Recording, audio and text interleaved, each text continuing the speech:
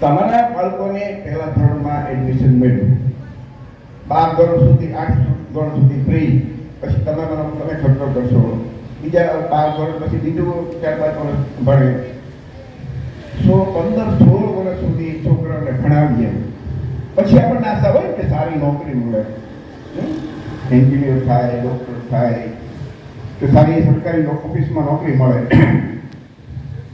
તો એ નોકરી, સરકારી નોકરી રહેવા દીધી છે આ સરકારે? આ બધું સંઘર્ષ છે ને એ આજથી શરૂ થાય છે. તમને વિચાર આવશે કે નોકરી મળી જશે, પણ કેવી ખરાબ દશા થઈ છે, અને એના માટે આપણે બેઠા આપણે બધા જવાબદાર છીએ. આઝાદી પહેલા રાજાના દીકરો રાજા થતો, આઝાદી પછી આપણે જેને ચૂંટીને મોકલીએ એ રાજા થાય, મુખ્યમંત્રી થાય, ધારાસભ્ય થાય, સંસદ સભ્ય થાય. તો એ આપણે જેને ચૂંટીને મોકલે ને એને આપણી નોકરીનો સત્યાનાશ કરી દીધો. હું તમને એક સમજાવું કે આજથી 20 કે 25 વર્ષ પહેલા જેટલી સરકારી નોકરી હતી ને એના કરતાં અત્યારે નોકરી ઘટી ગઈ. કરતા વસ્તી વધે, કામ વધે, તો નોકરીઓ વધવી જોઈએ ને. જે જૂના સરકારી નોકરી કરતા હતા ને એના છોકરાને અત્યારે સરકારી નોકરીઓ નથી મળતી. ભણી ગણીને બધા ભણે, નોકરી મળે નહીં. એનું શું કારણ? તો આખો જે આપણો દેશ છે ને એમાં 4-5 વર્ગ તમે એમ કહો કે બ્રાહ્મણ, ક્ષત્રિય છે, વાણિયા છે, એ 3 ઉચ્ચ વર્ગના. પછી આપણે ચોથો વર્ગ હિન્દુ ધર્મમાં શૂદ્ર વર્ગની અંદર આપણે બધી જે બક્ષીપંથની જાતિ છે, ઓબીસી જાતિ છે, દલિત સમાજની જે શેડ્યુલ કાસ્ટ, એ બધી જાતિઓ છે, શેડ્યુલ ટ્રાઇબ, આદિવાસીની જે જાતિઓ છે, આ બધા શૂદ્ર વર્ણમાં આવે. હિન્દુ ધર્મ 4 વર્ણ છે. તો એ ઉપરના 3 વર્ણ જે છે એમની તો વસ્તી 15% જેટલી જ છે. બાકી રહી દલિત અને આદિવાસી. તો તમે જુઓ ને તો ભારતમાં આઝાદી પહેલાથી એમને એની વસ્તીના પ્રમાણમાં નોકરીઓ મળે છે. એ કોઈનું ખાતા નથી વધારાનું ભરાવાનું. આપણે ઓબીસીમાં કે બક્ષીપંથમાં આપણે આવી બધાય કોળી, કુંભાર, રબારી, ભરવાડ, માળી, દરજી, સુથાર, આ બધી જે બધી જ્ઞાતિઓ છે ને એની દશા કેવી છે કે બિહારની અંદર જાતિ આધારિત વસ્તી ગણતરી થઈ વર્ષ 1.5 વર્ષ પહેલા. તો આપણી જે બક્ષીપંથની ઓબીસીની વસ્તી છે ને 65% થઈ. કેટલી? 65. એ 65% વસ્તી ગુજરાતના જાતિ આધારિત ગણતરી થાય તો આપણે ગુજરાતમાં આપણી બક્ષીપંથની એટલી જ વસ્તી આવે. કેમ કે આપણી કોળી સમાજની આપણી કેટલી એના આંકડા મળે, પણ આપણે ઓબીસીમાં આવીએ, બક્ષીપંથમાં આવીએ, આપણે એના નામે આપણને આજે કંઈ નોકરી મળે કે શિક્ષણમાં લાભ મળે.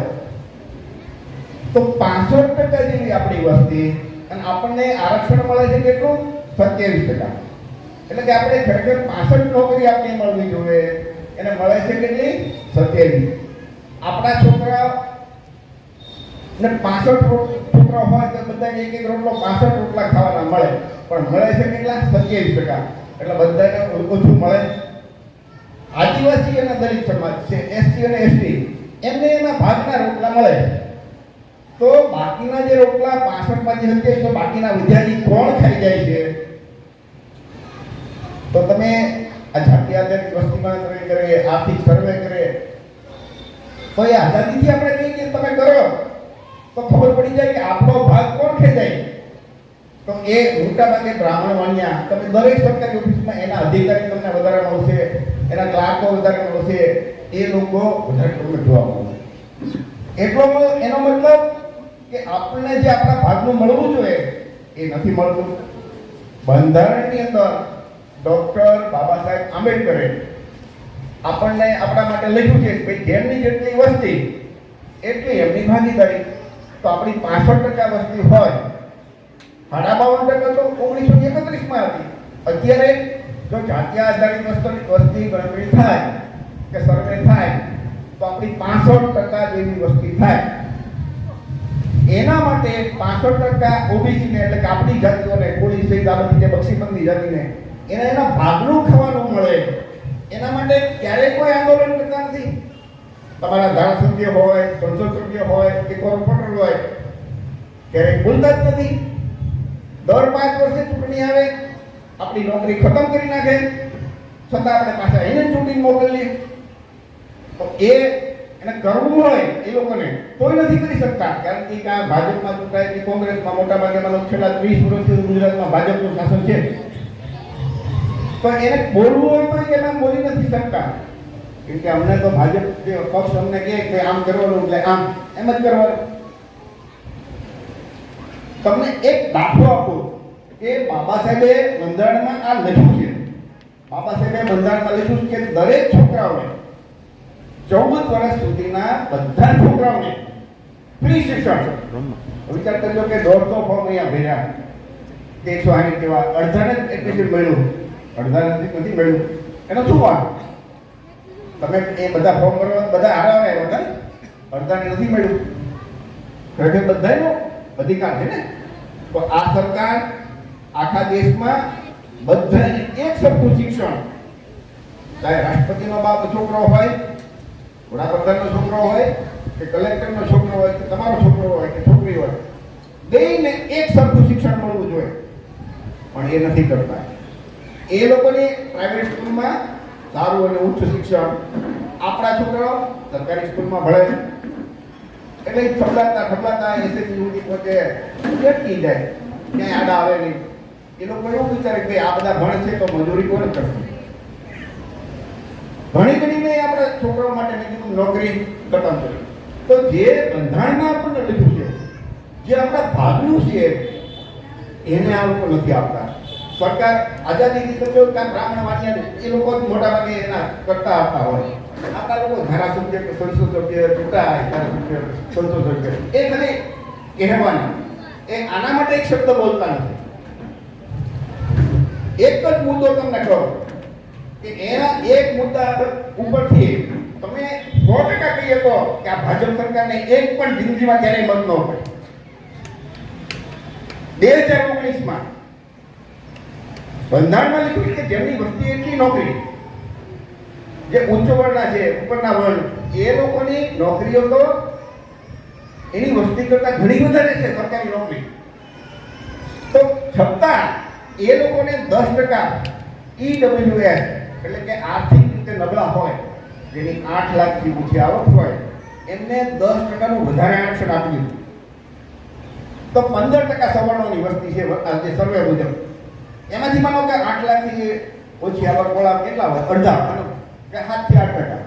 હવે 7 થી 8% છોકરાઓને એ 10% આરક્ષણ આપી દીધું. અને આપણી 65% વસ્તી છે, એના માટે એક પણ શબ્દ વડાપ્રધાન નરેન્દ્રભાઈ મોદી બોલે છે કે કોઈ ધારાસભ્ય બોલે છે કે સંસદ સભ્ય બોલે કે કોઈ મંત્રી બોલે. નરેન્દ્રભાઈ એમ બોલે કે હું ઓબીસી છું, પણ ઓબીસી નું તેને સત્યાનાશ કાઢી નાખ્યું. આપણી નોકરી આપણા છોકરાના મોઢામાંથી કોળિયો ખેંચી અને ઉચ્ચ વર્ગના જે લોકો છે એના મોઢામાં કોળિયો ખવડાવે, અને છતાં આપણે કે એ જ સરકારને આપણે મત આપી.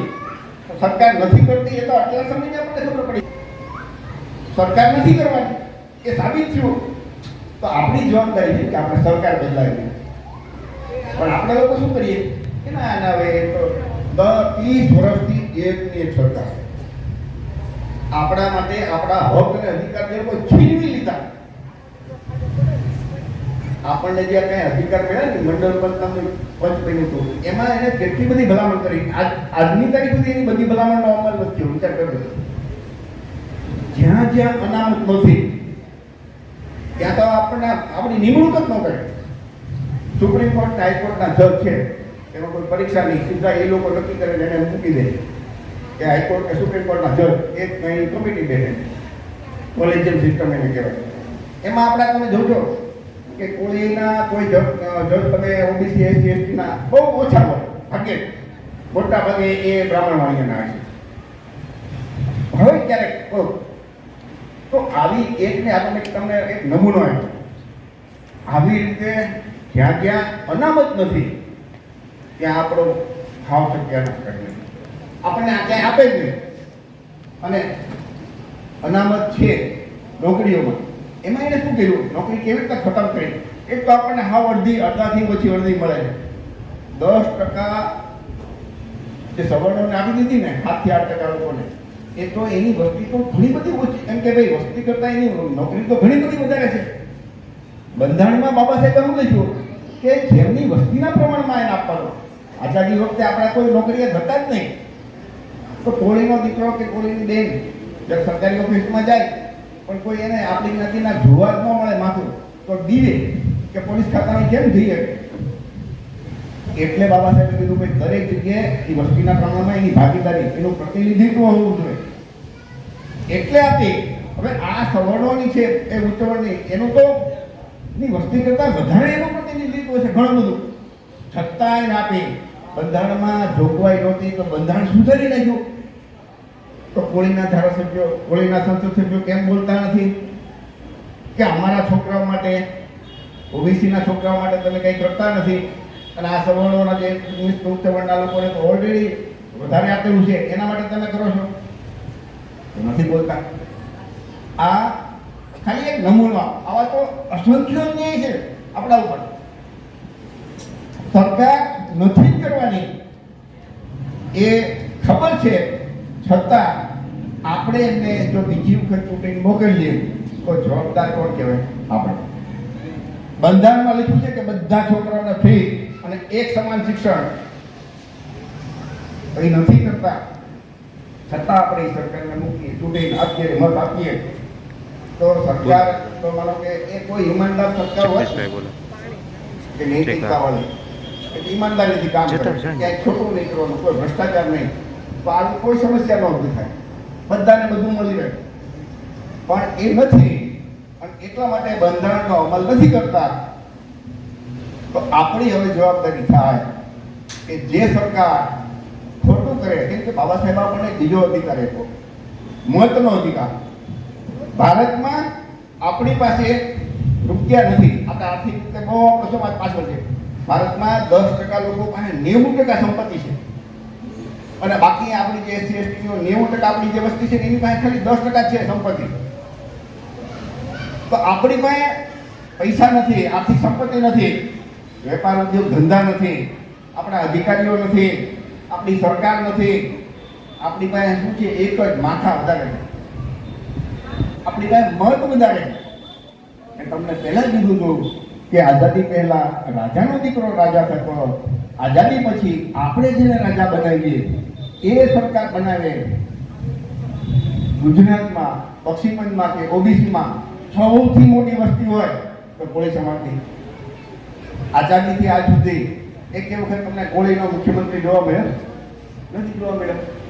તો કેમ આપણને નથી થતું કે 1% વાણિયા હોય તો એને મુખ્યમંત્રી બને, 7-8% ગણવી હોય તો એના મુખ્યમંત્રી બને, બ્રાહ્મણના મુખ્યમંત્રી બને, ક્ષત્રિયોના બની જાય. તો ઓબીસીના એકાદ વખત માધવસિંહ સોલંકી બન્યા, એક વખત આદિવાસીના અમરસિંહ ચૌધરી બન્યા. એ સિવાય તો 23 વર્ષથી ભાજપનું શાસન ચાલે, એક કે વખત કોળીનો કોઈ સારો મિનિસ્ટર નથી બનાવતો. મુખ્યમંત્રી તો જવા દે, કેબિનેટ મંત્રી નથી બનાવતા સારો, કે ભાઈ આપણે શિક્ષણ વિભાગ હોય, મહેસૂલ વિભાગ હોય, નાણા વિભાગ હોય, ગૃહમંત્રી હોય. આપણા લોકોએ કેવા મંત્રાલય કે પશુપાલન, મત્સ્ય ઉદ્યોગ, સમાજ કલ્યાણ, આવા મંત્રાલય આપણને આવે. અને છતાં આપણને ખબર છે કે ગયા 5 વર્ષે આ અન્યાય થયો. એ લોકો ચૂંટણી પહેલા કહે છે આપણને કે અમારા મુખ્યમંત્રી, અને પહેલાની ચૂંટણી હતી તો કે ભાઈ વિજયભાઈ રૂપાણી અમે એને મુખ્યમંત્રી બનાવવાના છીએ. એની વસ્તી 1.5% વાણિયાની, તો 2% વળો ભાઈ ગુજરાતમાં, છતાં એને મુખ્યમંત્રી બને. એ પહેલા નરેન્દ્રભાઈ મોદીમાં બનતા તો એ બોર્ડ વાંચી, જે બોર્ડ ઘાંચી વાણિયા છે એની વસ્તી 1% નથી, છતાં એ મુખ્યમંત્રી બને. તો આપણે એને જ મત આપીએ. ત્યાર પછી ભૂપેન્દ્રભાઈ પટેલ બન્યા, તો એ છેલ્લી ચૂંટણી ત્યારે એને અગાઉ કીધું હતું કે અમે એને મુખ્યમંત્રી બનાવો. તમારે મત આપવો કે ન આપવો તો આપણે નક્કી કરવાનું. ખબર છે કે ત્યાં આપણો મુખ્યમંત્રી નથી બનવાનો, આપણને કોઈ લાભ નથી આપવાના, છતાં આપણે એમને મત આપી અને સરકાર બનાવડાવીએ. તો એ ભાજપ કે કોંગ્રેસ જ્યાં હોય એની સરકાર માનો કે એને વાત કાઢવાના બદલે સૌથી વધારે જવાબદાર આપણે છીએ. આપણામાંથી તમારામાંથી બધા રાજકારણમાં થોડો ઘણો તો રસ લેતા જ હશે. ચૂંટણી આવે કે ખાલી ગાંઠિયા ભજીયા કે પાવભાજી ખાય અને આપણે મત આપીએ તો એ મતની કિંમત આપણી પાસે નથી આવવા દીધી. આપણી પાસે ખાલી મત સિવાય બીજું કાંઈ છે જ નહીં. અને એ મતનો ઉપયોગ પણ આપણે સરખી રીતે નથી કરી શકતા. વિચાર કરીએ, મત આપણા પક્ષો જેના સ્થાપક અને માલિક આપણા હોય એવા પક્ષોને જો આપણે મત આપીએ, દાખલા તરીકે ગુજરાતમાં એક આપણો પક્ષ બની ગયો છે વ્યવસ્થા પરિવર્તન પાર્ટી, એક માનવ પછાતનો બીજો પક્ષ છે બહુજન સમાજ પાર્ટી, આવા બીજા ઘણા પક્ષો છે ગુજરાતમાં. એને આપણા લોકો મત આપતા થાય તો શું થાય? આપણી સરકાર બને. પણ આપણા લોકોએ ક્યાં બીજાના પક્ષમાં સેવા કરવી છે, ચાકરી કરવી છે, ખુરશીઓ સાફ કરવી છે અને આપણા લોકોની સાથે રહેવું નથી. તો આ જે બધા અન્યાય થાય, અન્યાયનું લાંબુ લિસ્ટ છે આપણી પાસે. અત્યારે સમય નથી, પણ તમે અને હું આપણે બધા સાથે મળીને નક્કી કરીએ કે આપણો મત એ ફક્ત આપણા પક્ષોને, એક રૂપિયાનો ખર્ચો નથી. એનું તો રૂપિયા આપે, ગાંઠિયા ભજીયા આપે કે પાવભાજી ખવડાવે કે ગામડામાં દારૂ પીવડાવે અને આપણે મત આપી દઈએ તો એ દોષિત આપણે છે. આ વસ્તુ તમે આટલા બેઠા એ સમજવાથી નથી પરિવર્તન આવતું. તો તમારી જવાબદારી છે કે આ વાત તમારા સગાવાળા, તમારા વિસ્તારમાં સમજાવો. એને પૂછો કે કેમ જાતિ આધારિત વસ્તી ગણતરી નથી કરતા, કેમ મંડળ બંધનો પૂરો અમલ નથી કરતા, કેમ આપણી 65% વસ્તીને 65% ભાગીદારી નથી આપતા. આવો સવાલ કરો. આપણા લોકોની એ લોકો શું કહે કે હિન્દુ મુસલમાન, ભારત પાકિસ્તાન, હિન્દુ ધર્મ ખતરે મેં હે, આવી બધી વાત કરે. હિન્દુ ધર્મ ખતરે મેં હે આવી વાત કરે. આપણા વડવાઓ આજે નારાયણ દાદા છે, એ નારાયણ દાદા, નારાયણભાઈ હરિભાઈ બારી, બીજું એક બચ્ચુભાઈ પીતાંબરભાઈ કાંબર, ત્રીજા એક પારાના હતા મૂળજીભાઈ જસપતભાઈ ગોહિલ. આ 3 વડવાઓ આજથી 65 વર્ષ પહેલા એ 4-5 ચોપડી ભણેલા હતા. પણ એમણે એક પુસ્તક લખ્યું કે કોળી સમાજનો ઇતિહાસ, અને એમાં એમણે લખ્યું કે આપણો શું ઇતિહાસ હતો. તો કે ભાઈ આપણા રાજાને જોડા હતા, આપણે શાસક હતા, આપણે સુખી હતા, આવા પછાત વર્ગમાં હતા, આપણને કોઈ શૂદ્ર એટલે કે નીચી જાતિના નહોતા કહેતા. બ્રાહ્મણ સૌથી ઊંચા, પછી ક્ષત્રિય, પછી વાણિયા અને છેલ્લે શૂદ્ર. આપણા કોળીને પૂછ્યું કે તમે કયા વર્ણમાં આવો? હિન્દુ ધર્મમાં 4 વર્ણ. તો મોટા ભાગને પૂછ્યું કે શૂદ્ર વર્ણ ઈ ખબર નથી. તો આપણા વડવાઓ લખી ગયા છે કે પુસ્તકમાં કે આપણો ધર્મ છે એ મૂળ બૌદ્ધ ધર્મ હતો.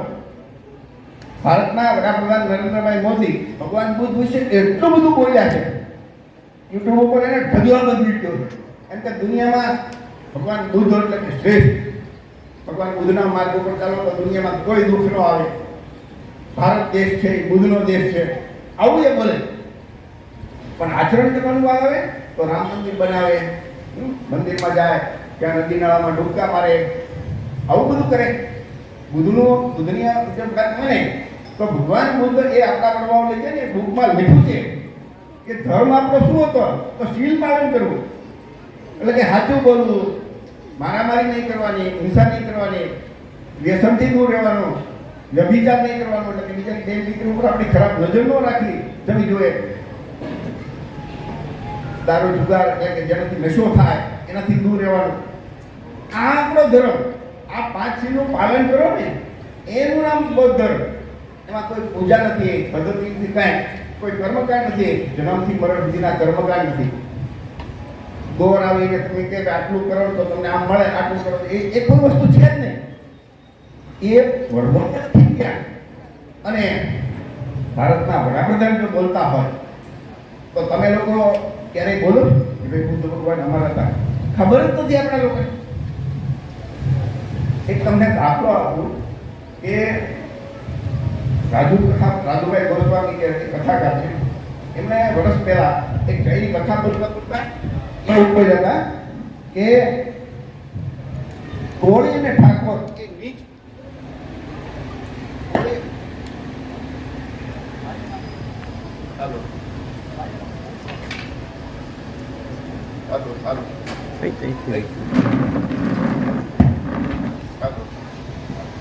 નાલાયક છે એમની દીકરીઓ કે આપણા સમાજના લોકો એમની દીકરીઓ લાવે કે આપણી દીકરીઓ એના સમાજમાં ભણે તો ભાઈ આખા ગુજરાતનો કોળી સમાજ છે ને કે આક્રોશમાં આવી રેલી કાઢીને આવેદનપત્ર આપ્યા. રાજુભાઈ મૂંઝાઈ ગયા કે આવો આપણો મોટો સમાજ છે એનાથી આપણું ઘર આવે દાન દક્ષિણા એની પાસેથી જ મળે. એટલે એણે શું કર્યું ભાઈ માફી માંગી કે ભાઈ હું તમારી ગાય છું, મારી ભૂલ થઈ ગઈ, જવા દે. એટલે એ અઠવાડિયું 15 મહિનો હેલું પછી બધા ભૂલી ગયા. જે ભાઈ આપણને કીધું કોઈ તમારી રીતે નીચ નાલાયક હલકા વર્ણના છો તો આપણને ન ગમ્યું. તો હિન્દુ ધર્મના તમામ શાસ્ત્રોમાં આપણને નીચ નાલાયક હલકા વર્ણના કીધા. ચાહે તમે મનુસ્મૃતિ લ્યો, રામાયણ લ્યો, મહાભારત લ્યો, ભગવદ્ ગીતા લ્યો, વાલ્મીકી રામાયણ લ્યો, તુલસી રામાયણ લ્યો, ભાગવત પુરાણ લ્યો, વિષ્ણુ પુરાણ લ્યો, આ બધામાં લખ્યું છે કે શૂદ્ર વર્ણના લોકો હલકી જાતના હલકા વર્ણના બ્રાહ્મણોએ ભણવું ભણાવવાનું, ક્ષત્રિય સત્ય ધારણ કરવાનું, વાણિયા વેપાર કરવાનું આપણું કામ કે ઉપરના 3 વર્ણની સેવા કરવાની. આવું હિન્દુ ધર્મના તમામ શાસ્ત્રોમાં લખ્યું છે. તો આપણા વડવાઓ જે પુસ્તક લખી ગયા ને એમાં લખ્યું છે કે આપણા વડવાઓ બૌદ્ધ ધર્મ પાળતા હતા. બૌદ્ધ ધર્મ આવું કોઈ ધર્મકાંડ હતું નહીં, પણ છેલ્લા 1000 વર્ષથી આ બ્રાહ્મણોએ જે બુદ્ધમાં બૌદ્ધ ધર્મમાં મહાયાન પરંપરા અને વજ્રયાન પરંપરામાં રામ હતા, કૃષ્ણ હતા, વિષ્ણુ હતા, શિવ હતા, વિનાયક ગણપતિ હતા, વાસુદેવ કૃષ્ણ હતા, આ બધા મહાયાન પરંપરાના બોધિસત્વ અવલોકિતેશ્વર બોધિસત્વ હતા.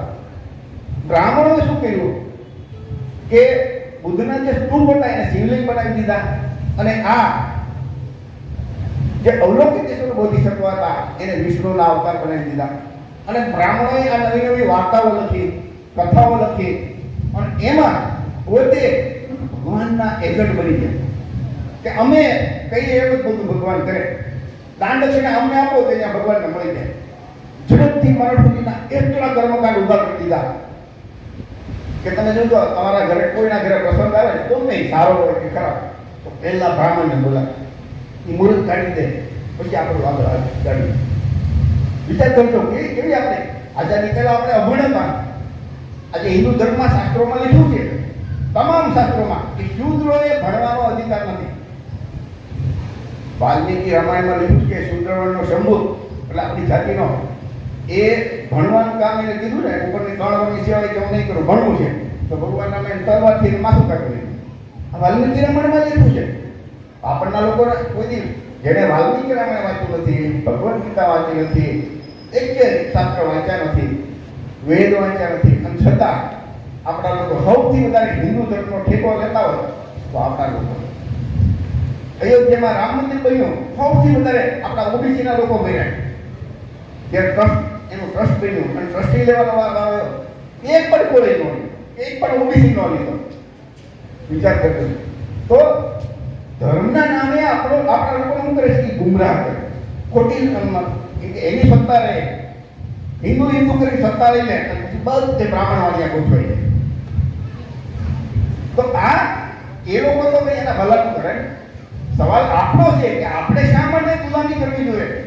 દર 5 વર્ષે મતદાન કરવાનો વારો આવે એ વખતે બતાવી દેવાય કે જાઓ તમે પૂરું તમારું હવે બીજા. પણ એ નથી કરતા તો એના માટે એ લોકો શું કરે કે ધર્મનો ઉપયોગ કરે. મહાબોધિ મહાવ્યાસ અત્યારે આંદોલન હાલે છે. જે ભગવાન બુદ્ધને જ્યાં જ્ઞાન પ્રાપ્તિ થયું એ બિહારમાં છે.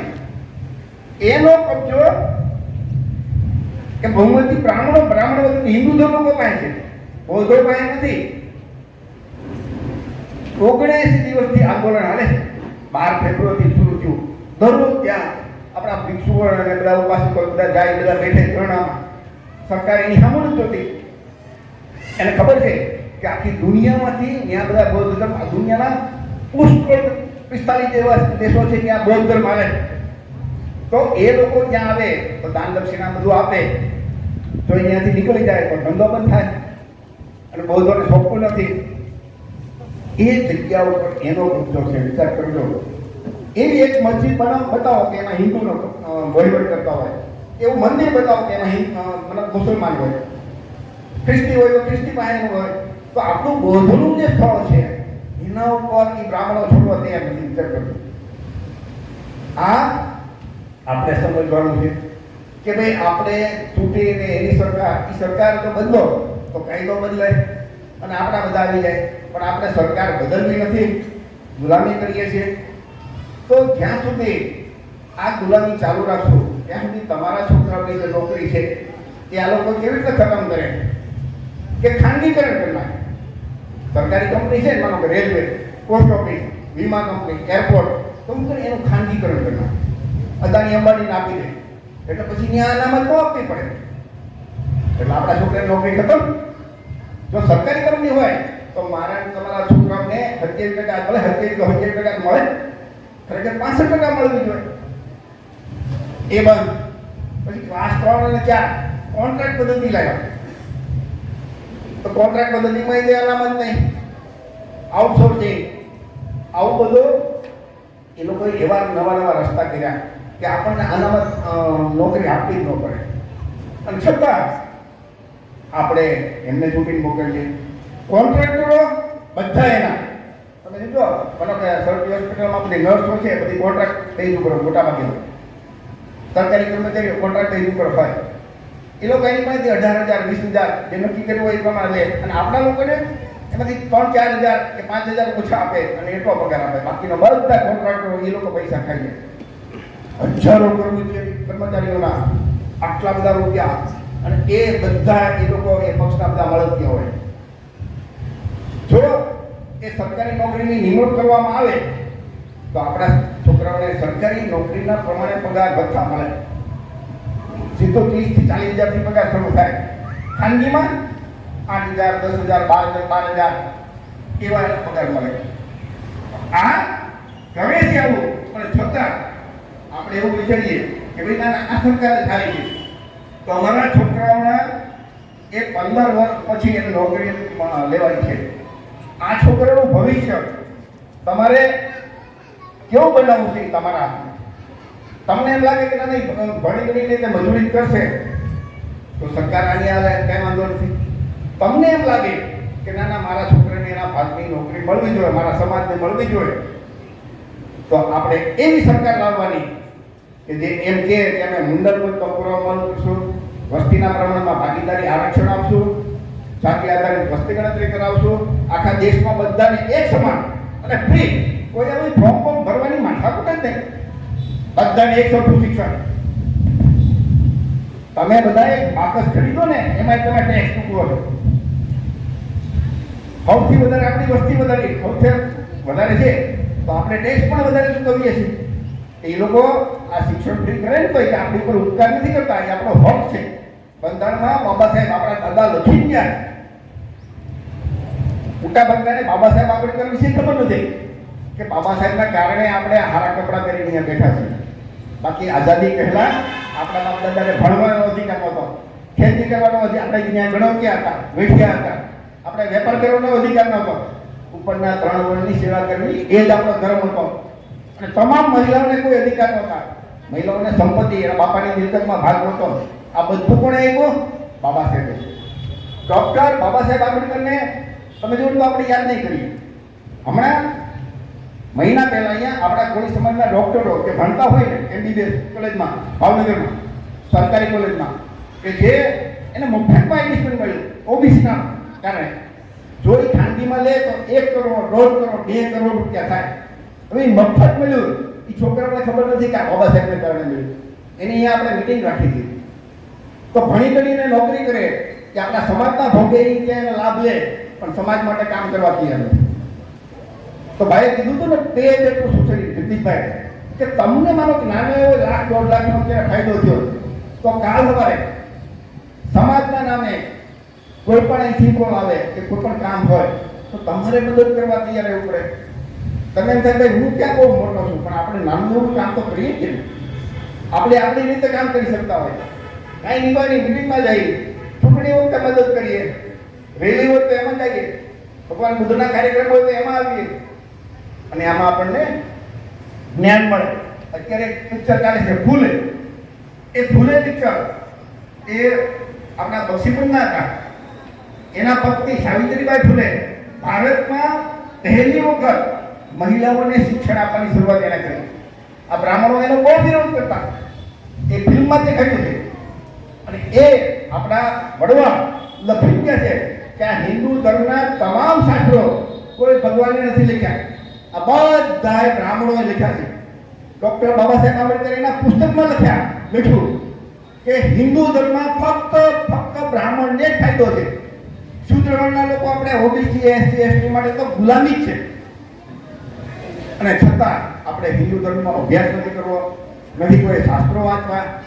આ તમારે મને તો આટલા બધા હું એક કટ્ટર ધાર્મિક હતો, અંશદાળુ હતો, તો મારામાં પરિવર્તન કેવી રીતે આવ્યું કે ડોક્ટર બાબા સાહેબ આંબેડકરના પુસ્તકો વાંચ્યા, ભગવાન બુદ્ધના પુસ્તકો વાંચ્યા, આપણા વડવાઓ જે પુસ્તક લખી ગયા એ વાંચ્યું તો પરિવર્તન આવ્યું. બધું છોડી દીધું. તમારા લોકો માનો કે પોસ્ટોડ પુસ્તકો છે, આટલો બધો તમારી પાસે સમય નથી કે તમે વાંચી પણ ન શકો, તો તમારા માટે એક નાનું એવું પુસ્તક બનાવ્યું 70 પાનાનું કે તમે 2 કલાકમાં વાંચી શકો. 7-8 ચોપડી ભણેલો હોય ને એ વાંચી શકો. કોળી સમાજનો ઇતિહાસ, ભગવાન બુદ્ધ અને એનો માનવ ધર્મ શું, આપણે કેવી રીતે પછાત થયા, કોણે પછાત કર્યા આપણને, અને હવે આગળ આવવું તો આપણે શું કરવું જોઈએ. ભગવાન બુદ્ધે જે રસ્તો બતાવ્યો એ,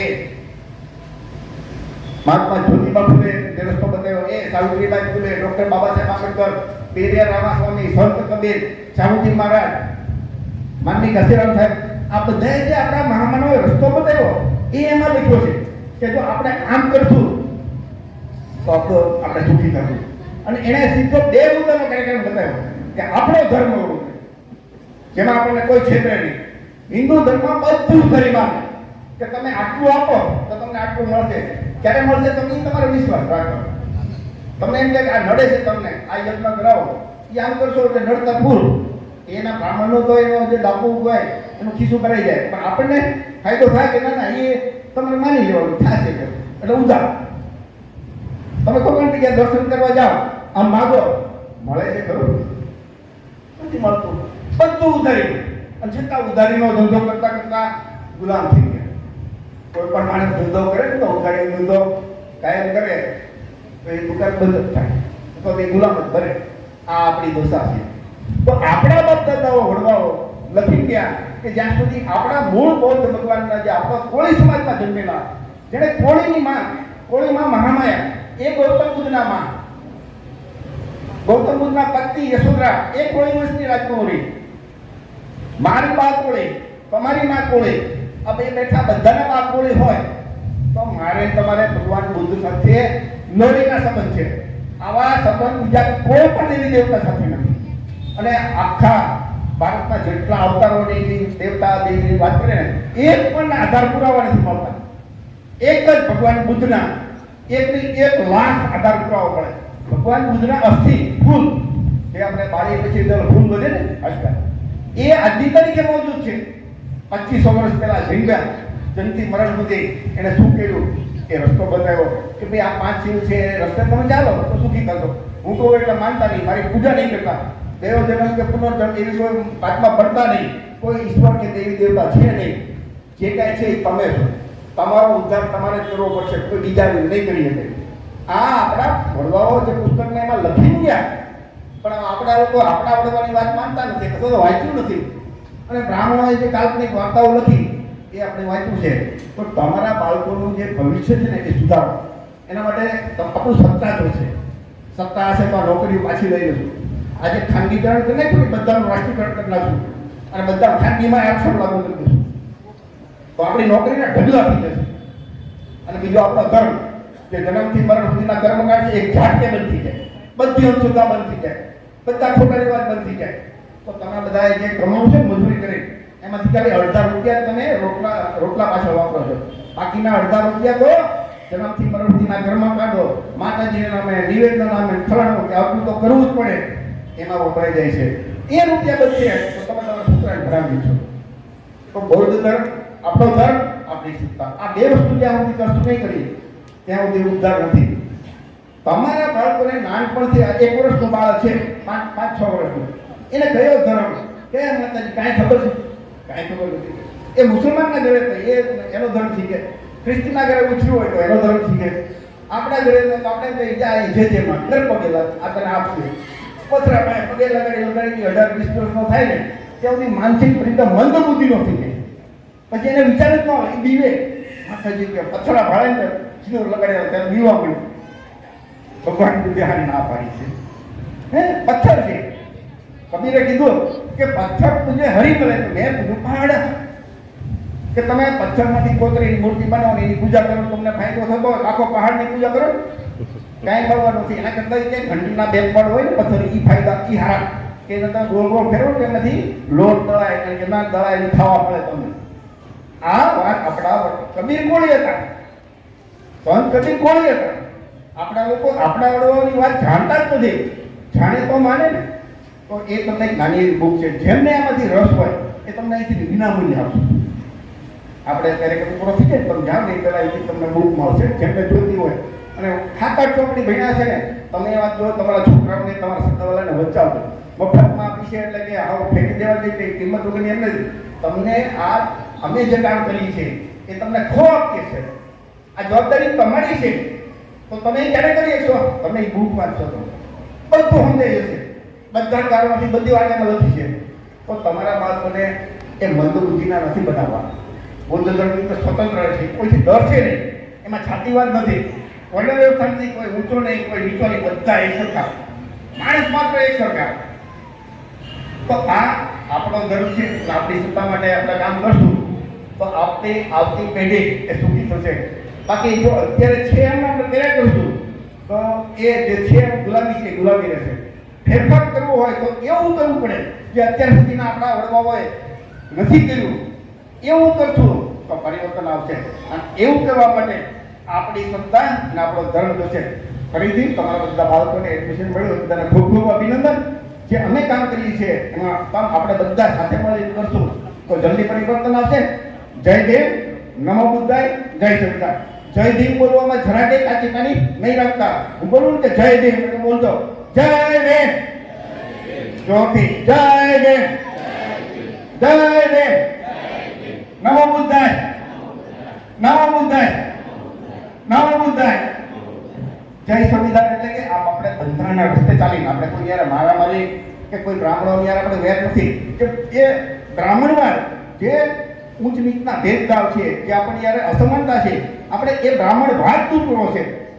બાબા સાહેબની યારે બ્રાહ્મણો હતા, જ્યોતિબા ફુલે સાથે બ્રાહ્મણો સાથે સહકાર આપ્યો. તો આપણી લડાઈ કોની સામે છે? જે ભેદભાવ, જેને બ્રાહ્મણવાદ કહેવાય. આપણે બ્રાહ્મણ સાથે લડાઈ નથી, આટલું યાદ રાખજો. તો એટલા માટે કે જય સંવિધાન, બાબા સાહેબ આ બંધારણમાં જે કાંઈ રસ્તા બતાવ્યા એ રસ્તા મુજબ આપણે આપણો ધર્મને સ્વીકારવાનો છે, સત્તાએ લેવાની છે. જય સંવિધાન, જય સંવિધાન, જય સંવિધાન. ખૂબ ખૂબ આભાર. જય ભીમ.